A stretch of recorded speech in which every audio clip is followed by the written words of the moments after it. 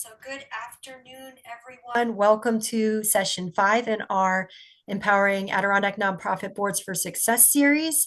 Very happy to have John Bernardi and Brian Hartman from United Way leading our session today on orientation and training for new board members. So, I'm going to pass it right over to John to get us kicked off and started. Outstanding. Thank you, Jen. Welcome back, everyone, and thank you for sticking with us through this series. Hope that you're finding it to be useful and enjoyable. And welcome back to session 5. I want to thank our wonderful partners, of course, Adirondack Foundation. Jen, in particular, has been a tremendous asset to this endeavor on so many different levels, but Nikki's with us as well, and she's always great to have. And I guess Leslie and some of your other colleagues are not here, but many thanks to all of members of that team.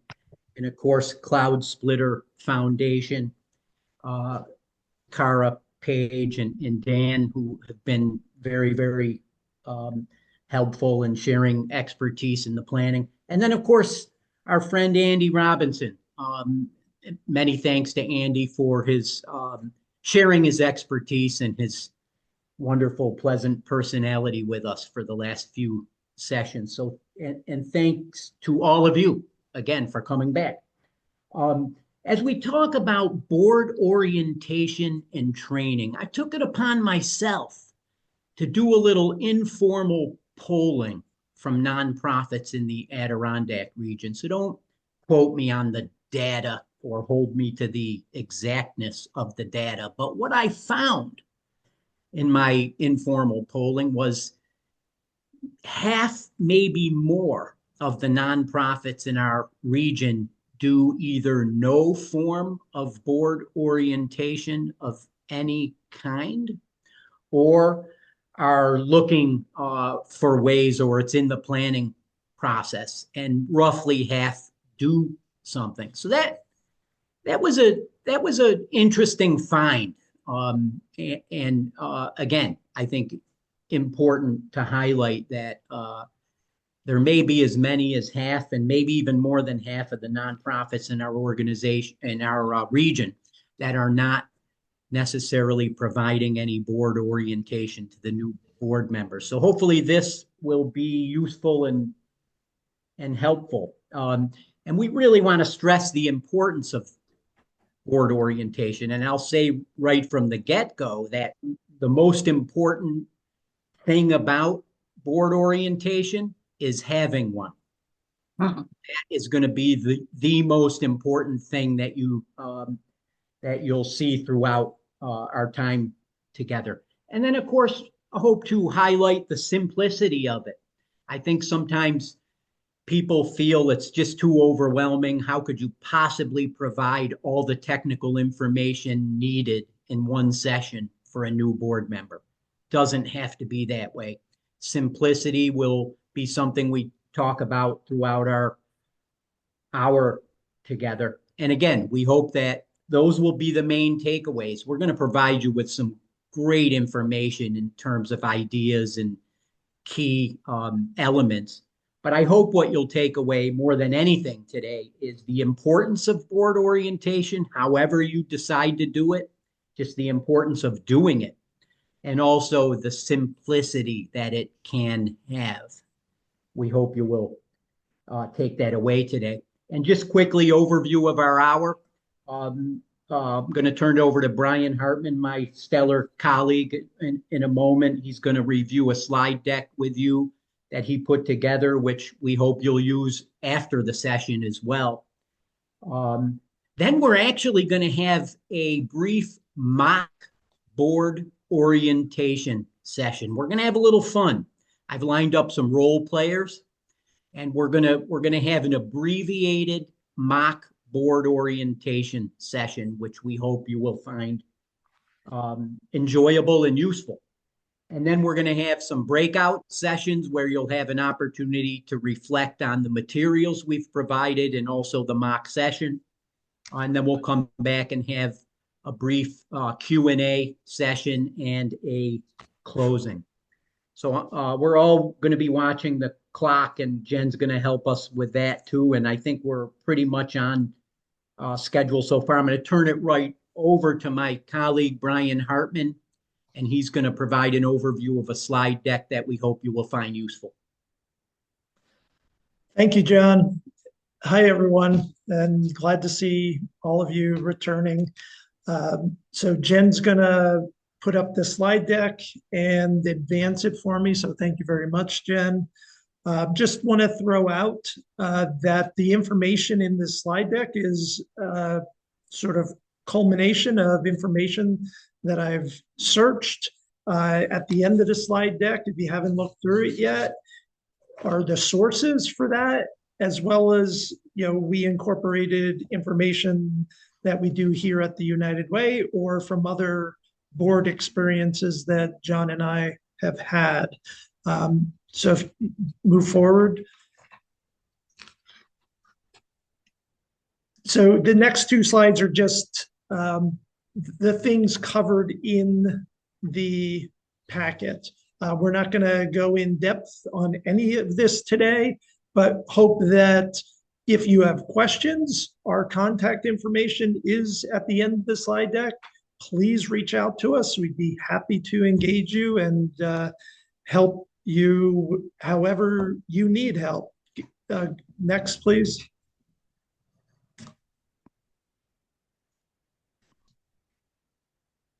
And then next. And so, one of the first things to mention as you review any of this information is that the information in this packet will not apply to all organizations that are on this webinar, because the nonprofits, are very different. There are some similarities throughout organizations, and then there are differences. And so, one of the first examples that I'll repeat throughout a few slides is that some nonprofits don't have any staff. And so wherever there's references to staff versus volunteers, you've got to adapt this information to your organization. But certainly, who would lead an orientation if you do have staff, an executive director, along with the board leadership would be primarily the people that would lead something like this. And then you also have an opportunity or option if you chose to ask an outside facilitator to come in and do that. Next, please. And some of this reiterates what John's already said, but certainly the purpose of the board orientation is to help new members get acclimated. And it doesn't all have to happen at once, as already stated, but that's sort of the real purpose here, to make sure that board members understand, some of the ins and outs, because they'll pick other ones up along the way. But by having a deliberate orientation, it eliminates a new member having to pick everything up sort of along the way. And the reality is, many new members to any group or organization have some hesitancy and probably won't ask questions that should be asked to help them get further engaged. And so by having an orientation, it sort of breaks down some of that barrier from the beginning. If we could go to slide 9, please.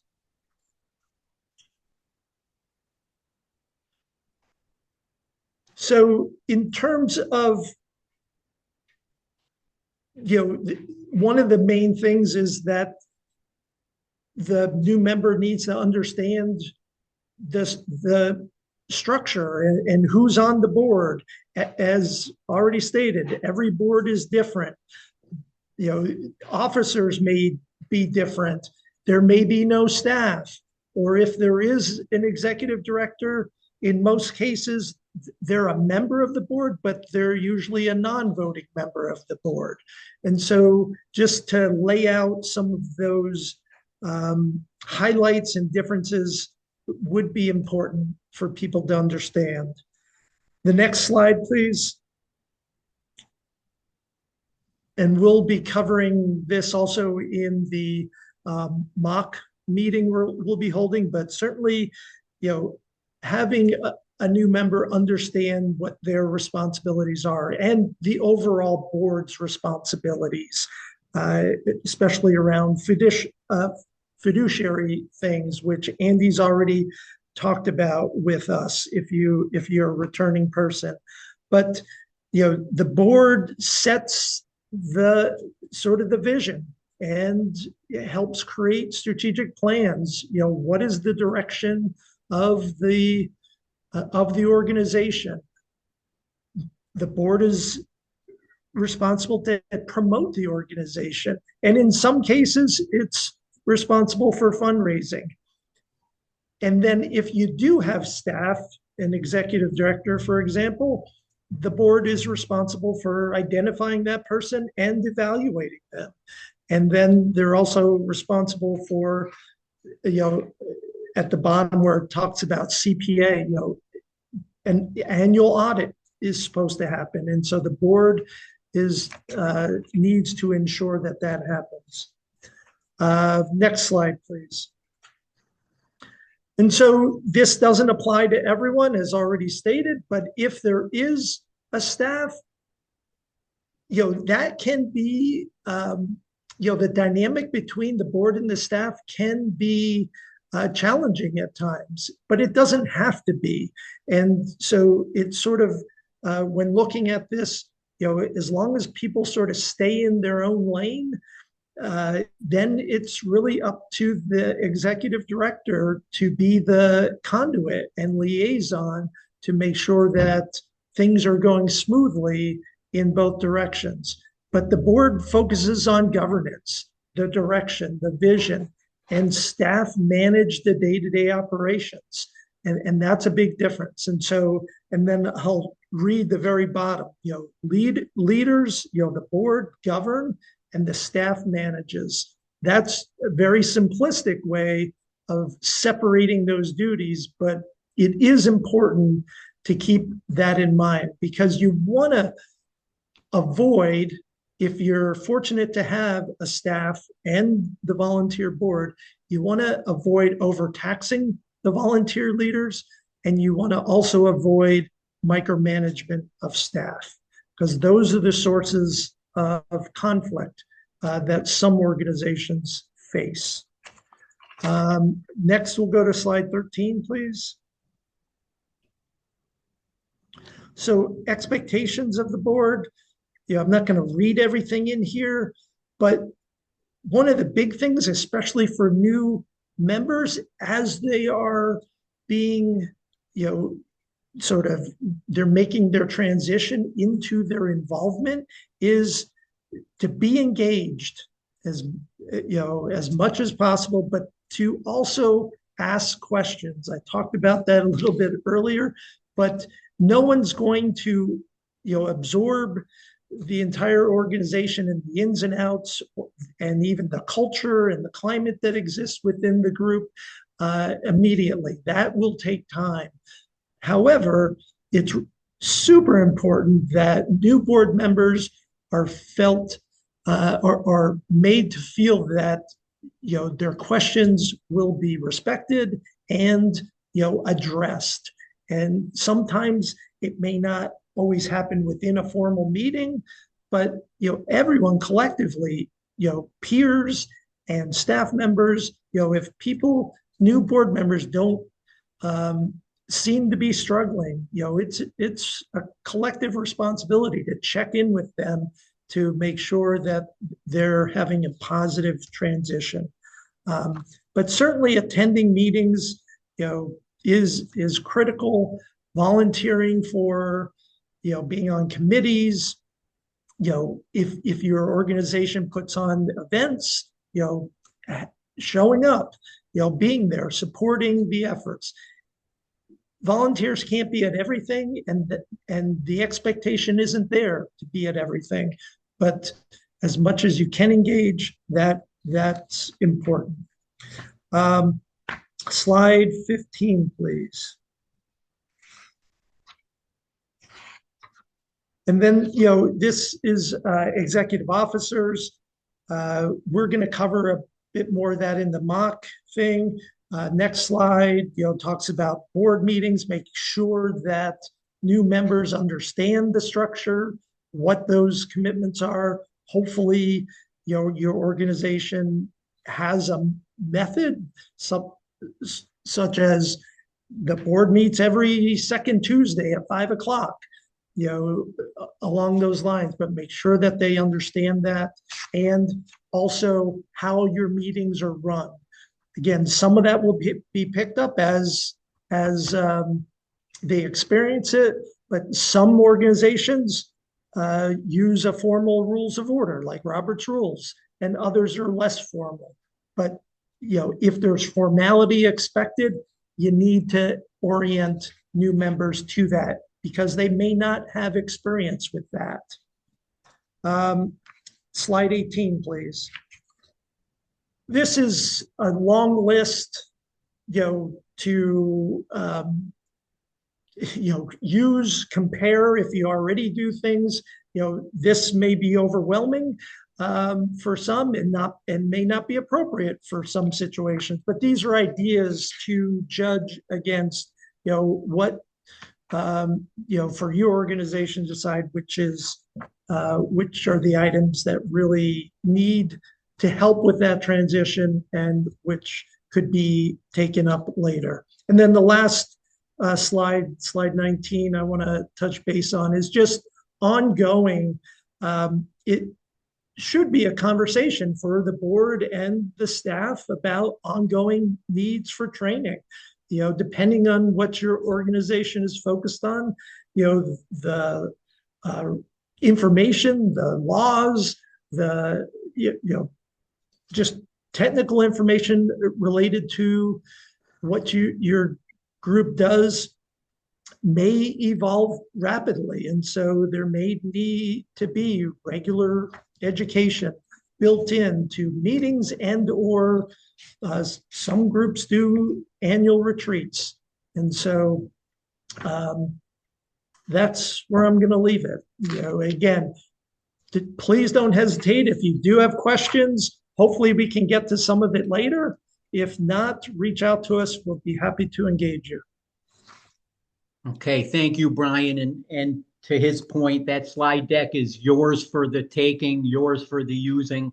There's a lot of great information and tidbits that you can pull from that to either start a board orientation or to perhaps fine tune your own or modify your own. So please use the slide deck to your heart's content and let myself or Brian know if we can help you in any way along this journey. We're going to do a fun, brief mock board orientation session. I've created a fictional organization called Volunteer ADK, which is actually based on one of our initiatives, but we're using it today as if it's its own organization. And I've lined up some tremendous role players. And keep in mind that this is going to be a very abbreviated board orientation session. The idea here is just to give you an idea of how it can be or how it might be, and allow you to build upon that if you choose to. So I'll be playing the role of the CEO, and Mr. Hartman will be playing the role of the board chair. And then I've lined up 3 of our superstar colleagues out there to be role players as new board members being oriented to Volunteer ADK. I'm not going to introduce them because I'm going to do that as part of the mock session here. And Jen has been able to put us in a room, if you will. And I think you can go ahead and do that, Jen. And the rest of you will be observing, and those participating in the mock session will be in a room. So we'll go ahead and do that. you're all set, John. We can see our participants Oh, here. okay. Okay. I'm seeing something different on my screen. That's why I was pausing for a minute. Thanks, Jen.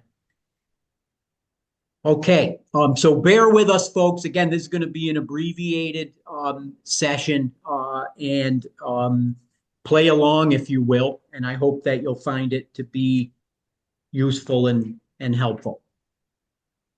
Here we go. Hello, everybody. Welcome to our board of directors. What a tremendous honor it is to have you serve on our board. Three tremendous new board members. We're very pleased to have you. We're honored to have you, and it's a privilege to have your dedication. And we really, really appreciate that. I'm joined by, as you know, our board chair, Brian Hartman. He and I will lead you through this board orientation session today.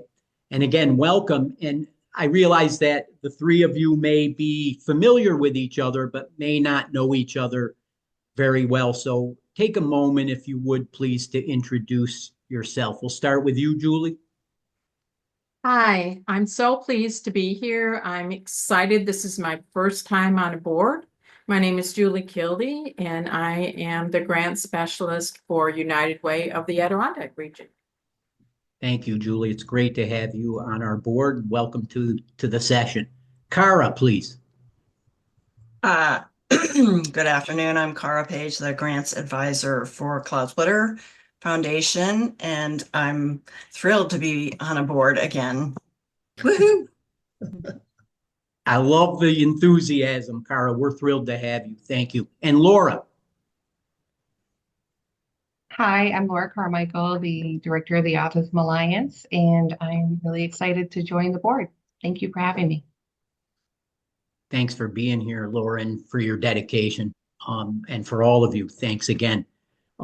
We do have an agenda that you've seen in your packet for our session today. And Jen, if you can put that up on the screen, if that's possible.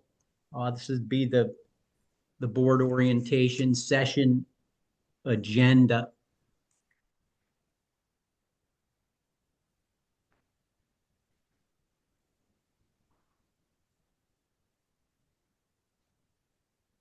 There it is. Again, this is in your packet, everyone.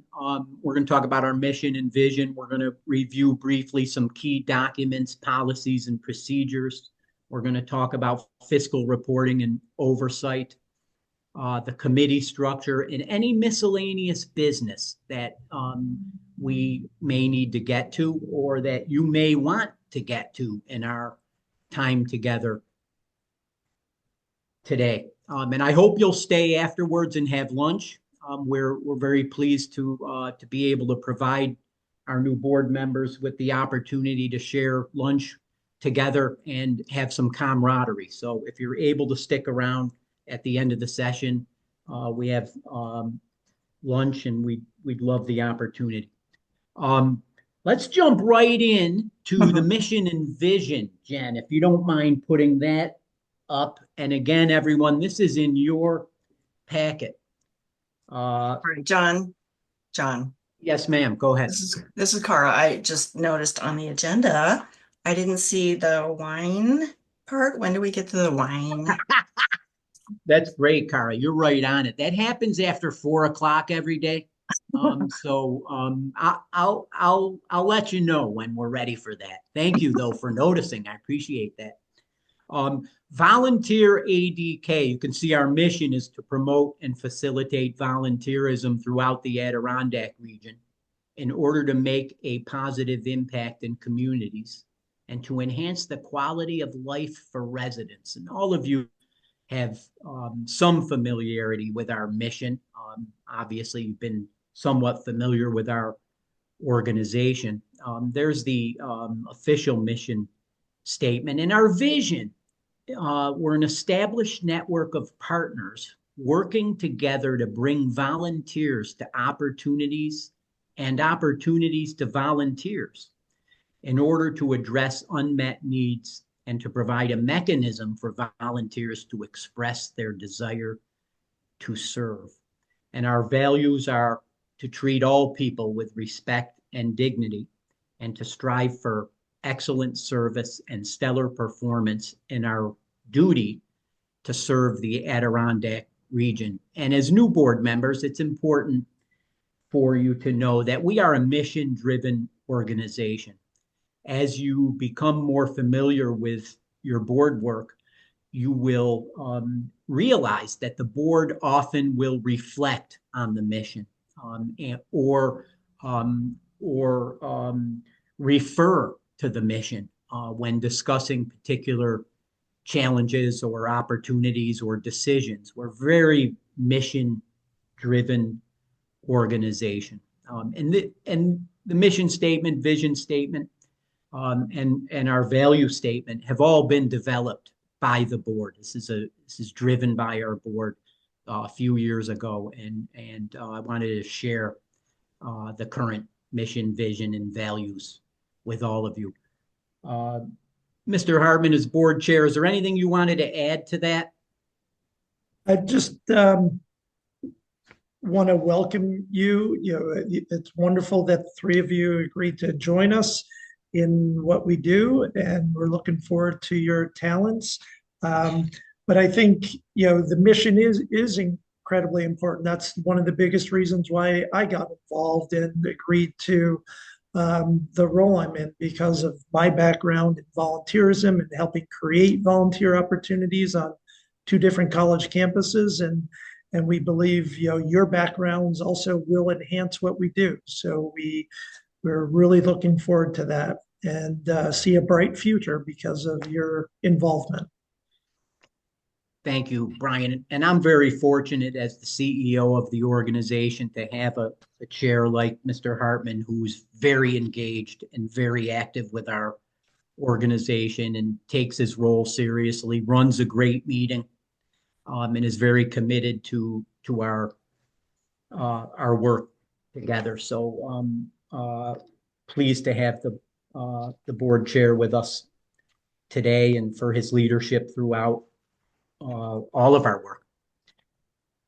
The next item on the agenda is to review some key documents, policies, and procedures. And this is in your packet, Julie, Cara, and Laura. But Jen, if you don't mind showing that on the screen.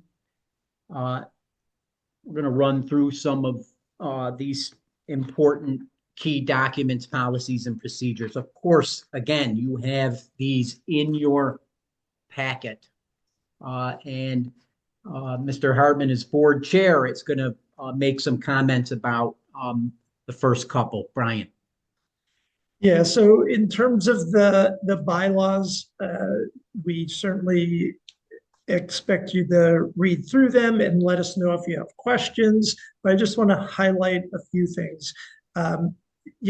We don't have to get bogged down with them, but the bylaws is our guiding document in terms of how we're organized in structure, and it outlines our overall purpose. And certainly it supports the mission and vision, which we've already reviewed.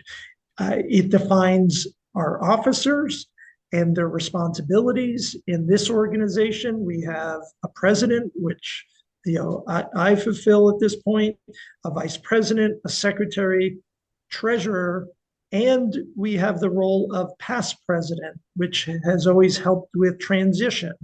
And then our CEO, executive director, John, is a member of our board, but in an ex officio capacity. It also outlines our committees, which I'll review later. And, it talks about how we run our meetings. We do run our meetings using Robert's Rules of Order. And so I guess I'm curious, have all of you experienced meetings with using Robert's Rules of Order? It can be on the more formal side, but we find that it keeps things efficient and moving forward. So has everyone had experience with using Robert's Rules? I, excuse me, I have not as a board member, but as a CEO. Okay, great, great. Uh, Laura, I'm actually not that comfortable. So, um, okay. is there going to be a training or maybe a video, or am I just going to learn as we go along? So we didn't plan to have a formal training on Robert's rules, but I'll certainly, connect with you to go more in depth because we certainly want you to be comfortable with it. But also, if no one gets in trouble if they don't follow, the rules, and Okay. you'll pick it up. But I will certainly spend time with you to help you with that. Laura, I have a But- book, Robert's Rules of Order for Dummies. I can bring it. Oh, and that would computer. be great. Thank you, Julie. Yeah. There you go. Thank you, Julie.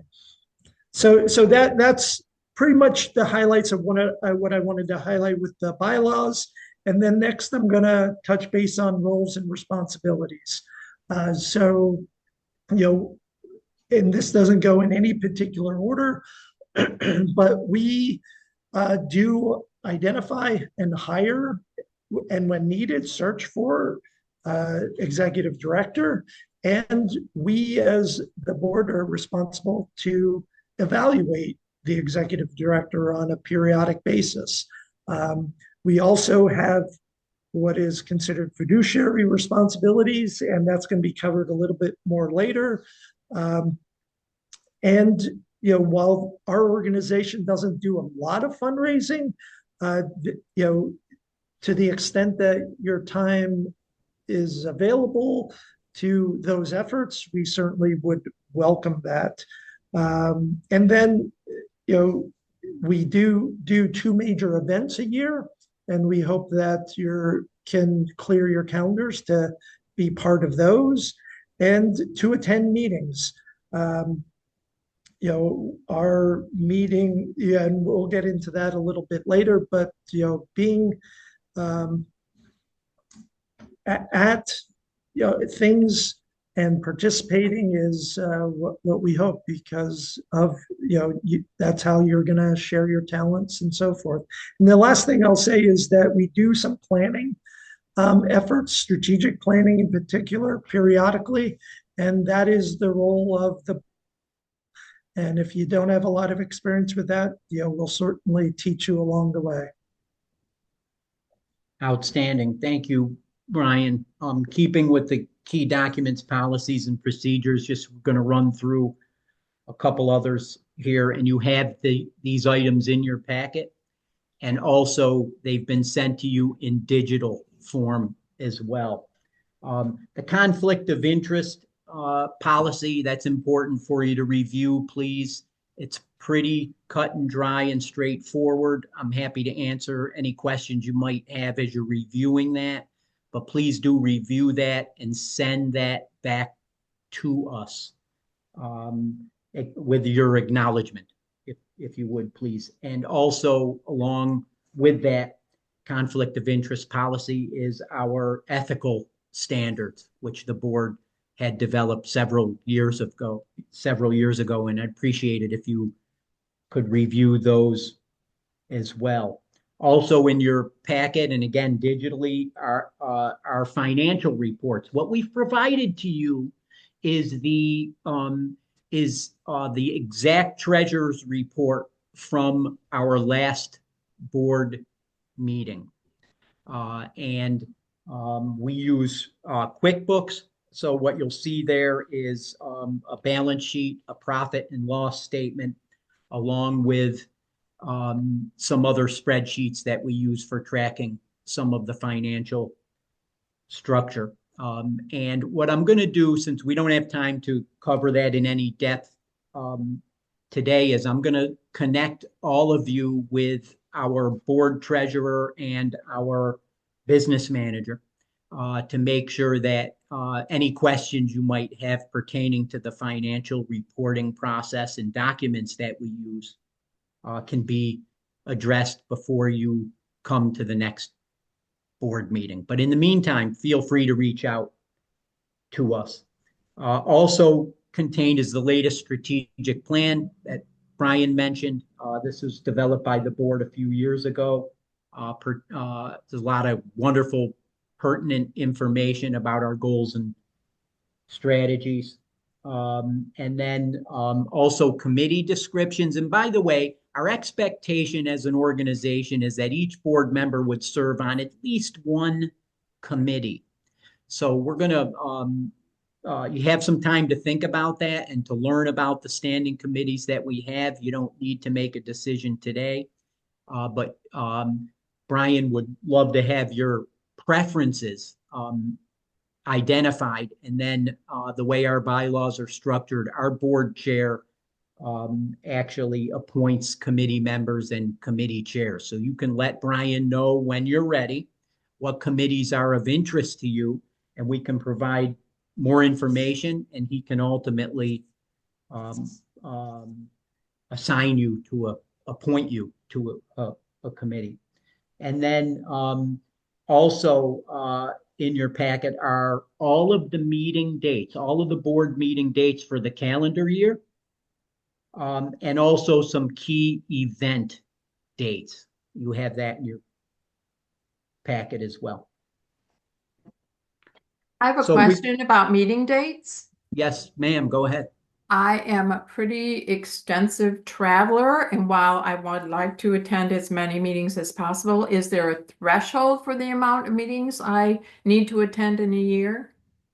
There's not an exact threshold on the number of meetings you need to attend, Julie, but if you read in the bylaws, there is an expectation of board participation and commitment. It's not going to hold, the bylaws are not going to hold you to an exact number, but they are going to identify an expectation. And there is also a process in the bylaws should a board member become inactive. And so the board has a process to follow in order to be able to address the potential of a board member who is inactive. But I think to your point, Julie, communication's the key.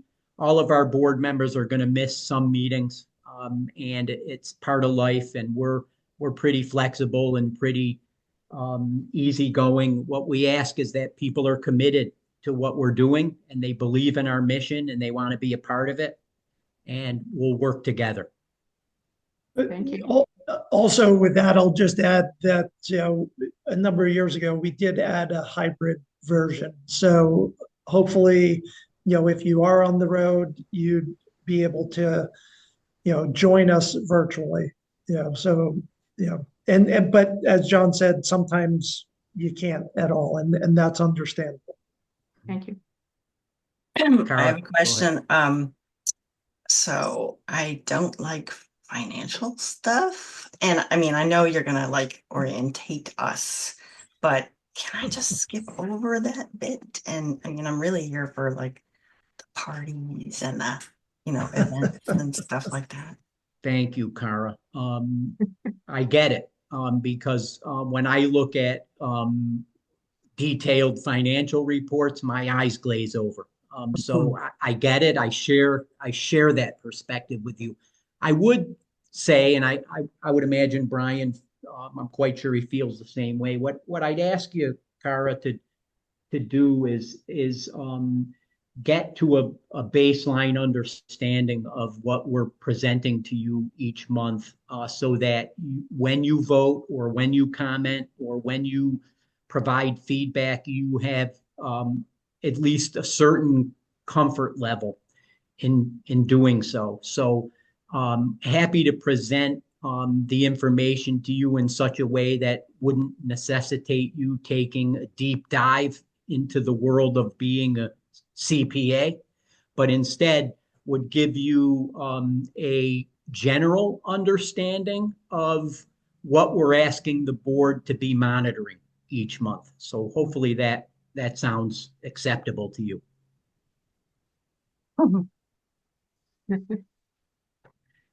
Okay. Any other questions? Okay, back to our agenda for the session. I mentioned fiscal reporting and oversight. We just talked about that.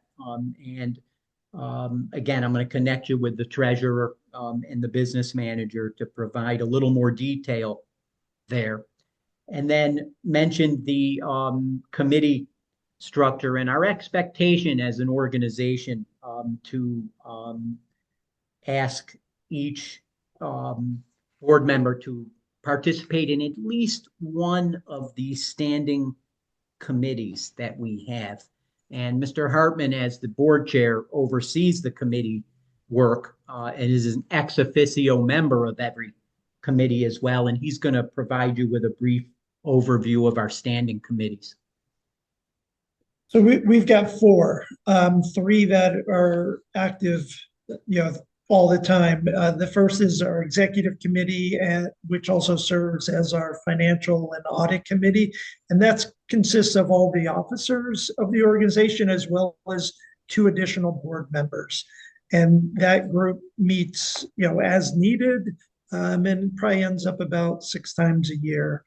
Then we have our governance committee, and that committee nominates slates of officers, new board members, and addresses other matters related to governance functions. And that, typically is 2 to 3 meetings a year. And then our most active committee is our community engagement committee. And that works along with the staff in establishing community partnerships that lead to volunteer opportunities throughout our region. And that has a standing meeting quarterly, and then additionally as needed. And then we do have the option to create ad hoc committees for special events and things of that nature. And that's, sort of created it in the moment as needed. So that's our committee structure. Excellent. Thank you. And there's more information in your packet, Julie, Cara, Laura, about the standing committees, a description of each committee, along with the board committee roster, so you can see what what committees your colleagues are serving on within our board. Any other questions from our new board members to this point? I have a question. Yes. So my understanding is that the board governs and the staff manages. However, to be a good board member, happening at the organization, how will I know as a board member what you guys are doing on staff? Great question, Julie. Thank you for that. I think what you'll find is we're a very communicative organization. You will be provided updates on a monthly basis about the activities of the organization, and we're very transparent in that way as well. So I think it'd be a combination of things. I think it's going to be information you receive from us on a regular basis, but also the transparency and open door policy that we have as an organization. You're welcome to ask any questions anytime. And we will embrace that fully and make sure that you feel like you have all the information you need. How will we communicate? Via email? Yes, we do a lot of email communication, but also stop in anytime, of course, and phone calls as well. And also through our regular board meetings, which I think you'll find to be very engaging and very informative. And the thing that I'll add to that is that almost all the staff, but sometimes they have other commitments, they also attend the board meetings. So there's opportunities, sort of informal opportunities before and after board meetings for you to engage those people. And they also attend our like the community engagement committee. If you happen to end up on that committee, you will have lots of interactions with staff members. Okay. Laura, go ahead. Sorry, my internet was unstable, so I had to move to a different room. I think I got most of everything though. So if I can't make a meeting, who do I tell? Do I tell you or Brian, or is there someone else or the board secretary? How's that work?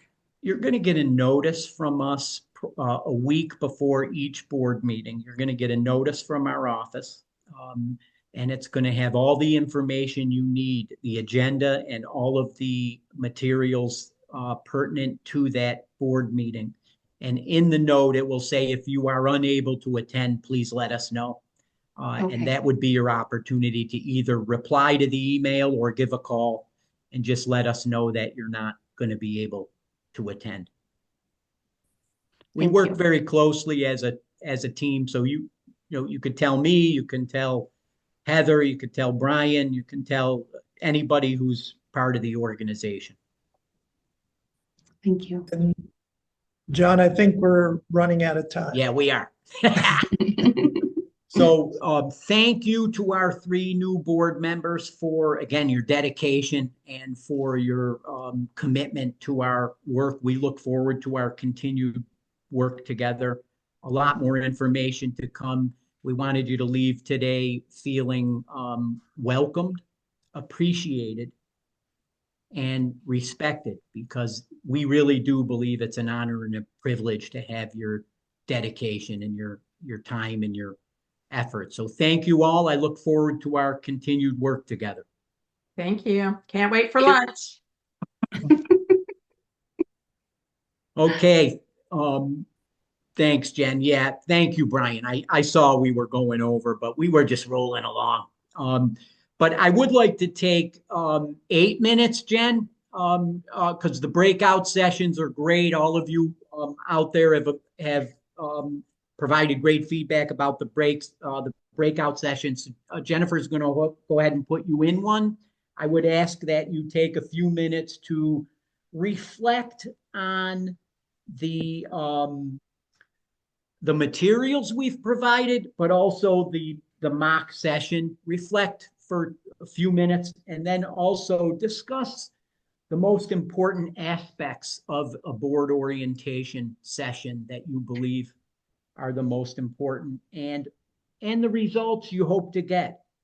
In other words, what is the objective and the takeaway from your board orientation, whether you're starting one or whether you already have one? Thank you.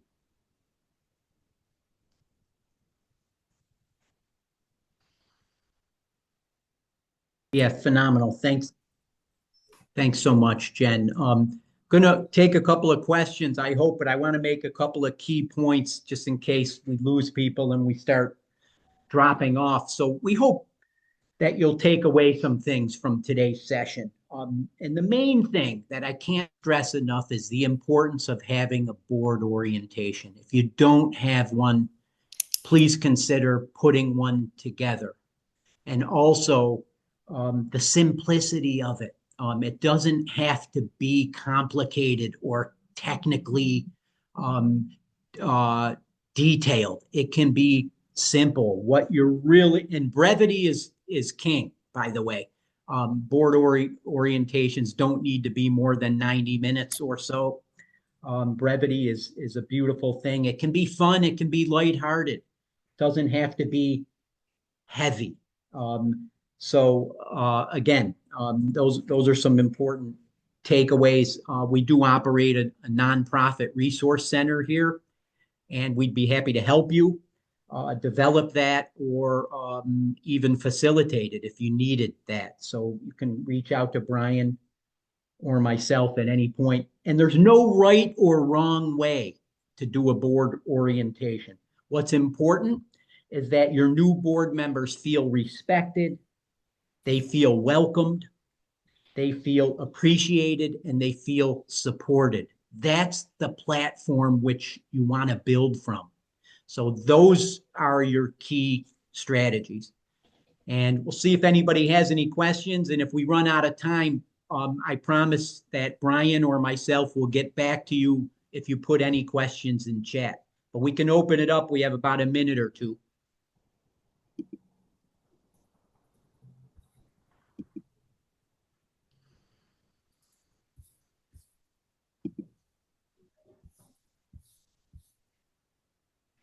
Anybody? Okay. Well, we end this session right on time. John, there is one thing that just got dropped in the chat. Okay, go Would ahead. like to learn more about meeting minutes. Meeting minutes, excellent. That's a great question.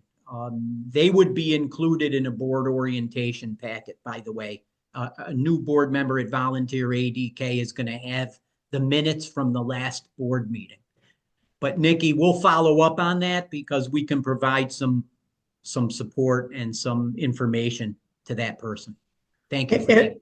Yeah, and just real quickly, minutes would follow the agenda typically, and if you have a more formal structure like Robert's rules, it's going to be structured. If you don't follow something like that, then then will take some creativity on your part to create the structure. Well, thank you all for being part of the John and Brian show today with our special appearance by Julie, Cara, and Laura. Next week, we go back to the Andy Robinson show. And thank you all for being part of this and for helping to strengthen boards throughout the Adirondack region. Thank you all so much. Have a wonderful afternoon. See you next week. Thank you. This was terrific. Thank you. Thank you.